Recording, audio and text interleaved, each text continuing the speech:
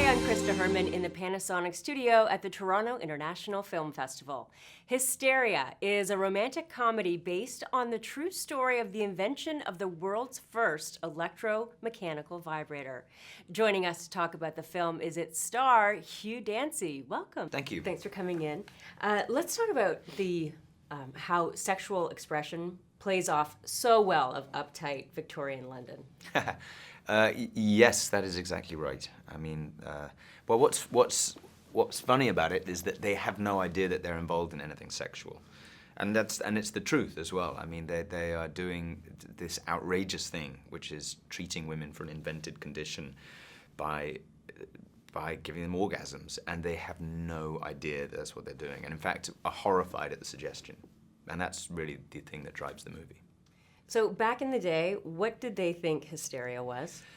So pre-Freud, before we all know about Freud and hysteria and kind of, as a psychological condition, this was purely physical. In their minds, it was physical, and it was to do with the uterus. That's what they thought. So if a woman came to a doctor, she was like having headaches or she was just unhappy, your uterus is in the wrong place. It's all from the same word, like hysteria, hysterectomy, all comes from the Greek for uterus, I learned.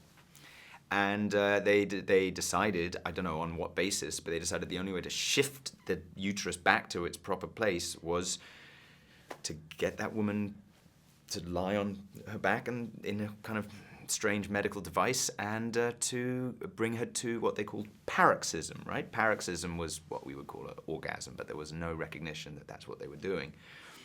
And out of that strange medical treatment was born the first vibrator. I must find some way to attend to these women properly. I believe the French have had quite a bit of luck using their tongues.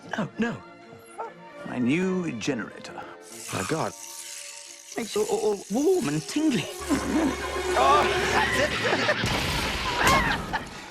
So your character is not really used to strong women. What happens when he meets Charlotte?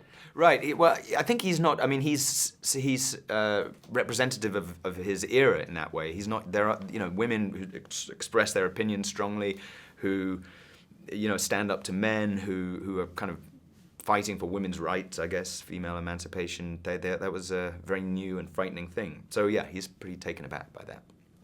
But your character as well is a bit of a novelty in his own right. He's a bit radical in London times. And I think that's kind of realistic, that he's very forward-thinking, medically speaking. At the beginning of the movie, he's trying to teach about germ theory and all these newfangled things as they were then, and nobody will give him the time of day. But at the same time, when a woman comes along and is equally kind of forward-thinking, he just can't, he's completely taken aback. It takes him the duration of the movie. Thank you so much. Thanks for coming in. This is my electrical assistant. Everything all right, Mrs. Castellari? What about the squealer? Remember to follow us on Twitter at Red Carpet Diary and on Facebook for the latest updates on our interviews in the Panasonic studio at the Toronto International Film Festival.